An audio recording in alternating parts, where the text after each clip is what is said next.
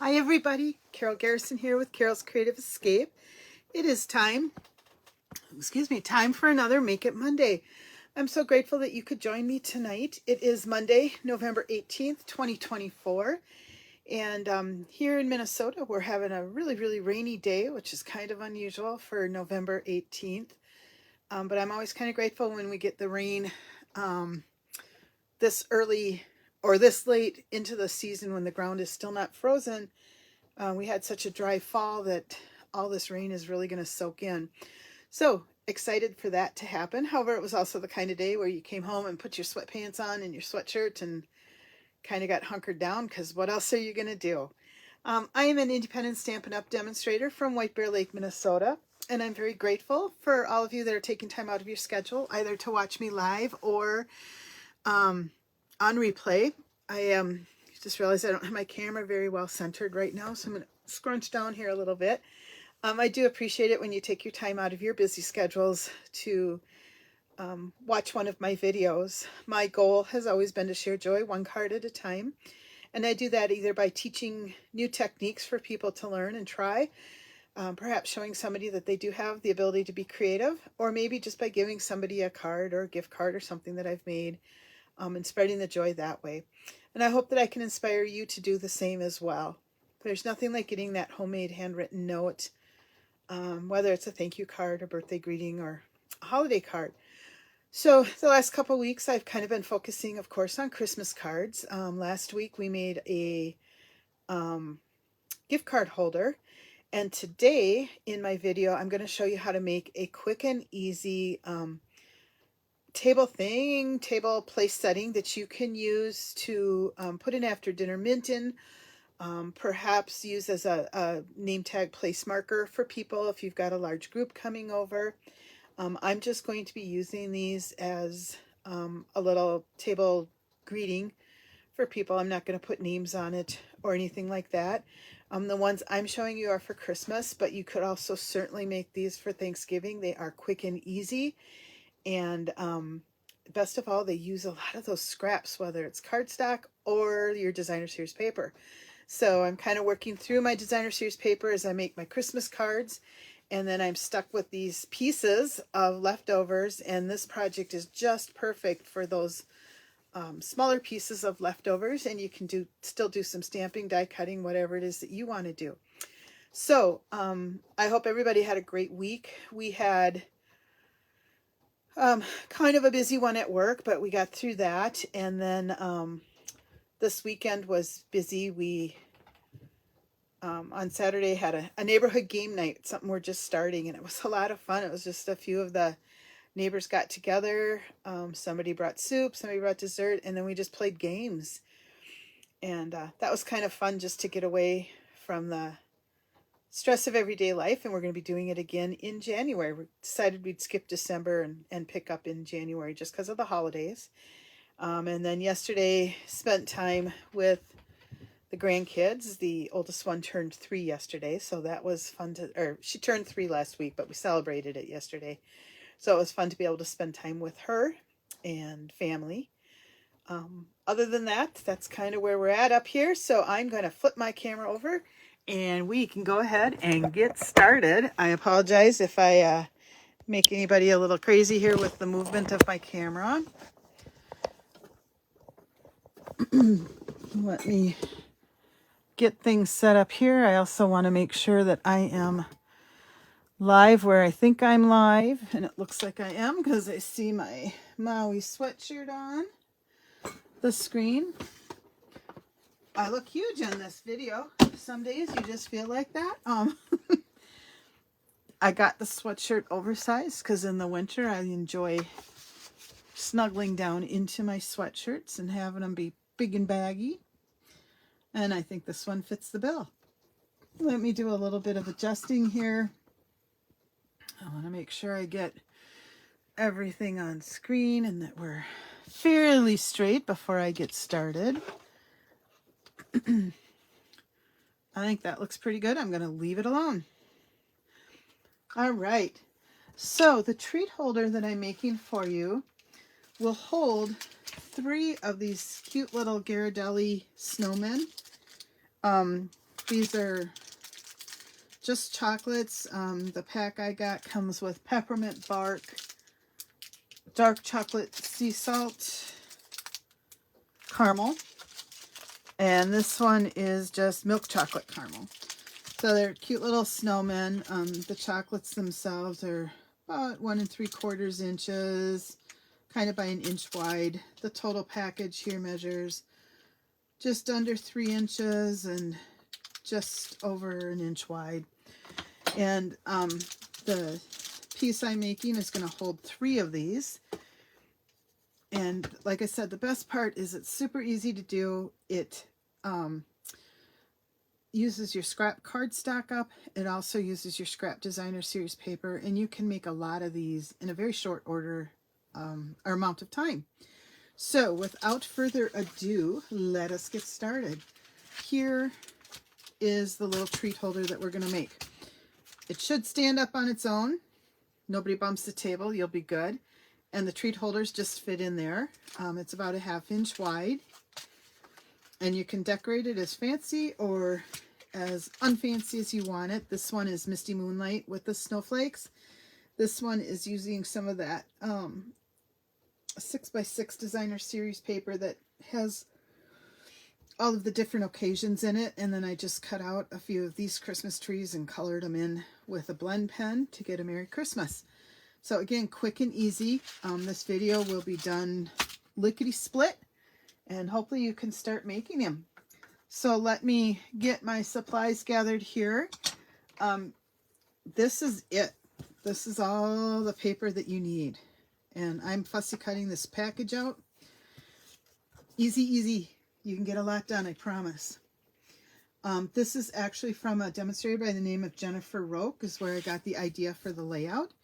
And what I've got here is a 4.5 by 5 inch piece of cardstock. I've scored it at 1/2 inch and 1/2 inch. And then this is measured in at 1 1/4 and 1 1/2 inches. And then I've also, on this long side, made a pencil tick mark at 1 1/2 inches on either side. And I'll show you what that's for here in just a minute. And then the only other thing this requires is a piece of designer series paper. This measures 1 1/8 by 3 3/8. So that's all. That's all you got to prep. And then if you want a sentiment, you know, whatever scrap. This happened to come from my scrap basic white box. I have a shoebox bin full of basic white scraps. I never throw those out. And that's where that's from. So again, 4.5 by 5 inches, score at 1/2 inch, score at 1 1/4 and 1 3/4. So the first thing we're going to do is just cut this tab out. Whenever I do tabs, I like to kind of angle it just a little bit up to the intersection. And that's just so that my tab hides, and it kind of also hides any imperfections. And then I'll just cut that little wedge out by cutting along the score line. So that's the first trim. We're going to repeat that over on this side. And the wedge doesn't even have to be very big. You just want to go up to that intersection. And again, I'm going to finish cutting that wedge out. And there we go. The other thing that we need to do is cut from this score line down to that tick mark. And we're just going to make an angle. And so I'm going to grab my paper trimmer and take care of that right now. I like to start by lining up the groove and then twisting it so that tick mark is in place. And then just adjusting as I need to till I got both pieces lined up where I want them. I will drop my guide down and slide my cutter through. And I'm just taking off that little wedge. We're going to just rotate it and repeat the process. Again, getting that score line in the gutter as well as my tick mark. Okay. I'm going to take that cutter and run it through. And that is all the trimming that you need to do. Again, easy peasy. I figure if we're getting down to this point in the holidays and you're looking for quick and simple projects, this is a great one to add some color and pop to your table. You can erase that tick mark. No one's going to really see it anyhow. And we're good to go. I do recommend that you have your bone folder available for going along the score lines. You do want them to be very crisp. Sometimes it does help to fold them the opposite direction as well. I like to do that when I'm making 3D objects, just because I think you get square score marks, which just makes for a crisper looking project. We'll fold our little tab in here. This one I'm not as concerned. It's going to be tucked up anyhow. And then we will fold this tab over. I am also going to fold this the wrong way and burnish it. Again, just because I want super crisp folds on this project. It helps it to be a little straighter. And then we will come in and we will fold along those score lines. And just as a hint, I usually will start with the inner one and work my way out. I kind of feel like if I do that, it just helps me not flatten out what I've already done. I'm not going over it, so I keep the crisp lines that I've folded here. Now, I personally found it easier to put this piece on before I assembled my box. What I will suggest is that you do a little mock fold to make sure you have it going in the correct direction. If I put this on this way, it would be upside down presents that they'd be getting. And so just double check that. I am going to run a little bit of adhesive through. And again, this piece of designer series paper that I'm using measures 1 1/8 by 3 3/8.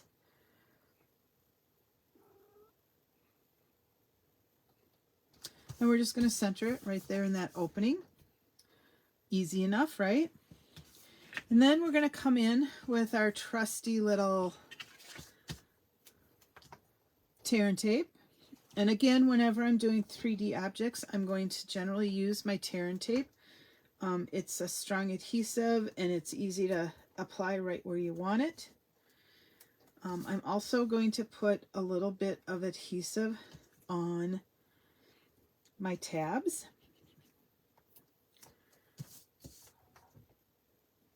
And I know that there's a lot of demonstrators that choose not to do this. I like to do it just because I feel it makes my box a little more secure. Personal choice, you can take it or leave it. That'll save you a couple minutes right there probably. Then when we assemble it, we're going to fold in these side pieces. This tab is going to get tucked in right here, and that way it'll be hidden when we fold this piece up. Okay, so I'm just going to start, and when I'm using my tear and tape, because it is super sticky, I tend to only take off a little bit at a time. And I'm just going to adhere it right here. I'll repeat that process on this side, maybe.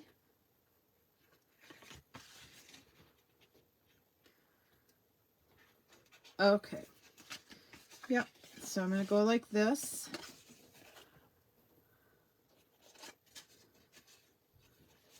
And adhere that. And then we're just going to follow that up by removing this adhesive and folding this flap over. I like to put this one on the outside because then you've got a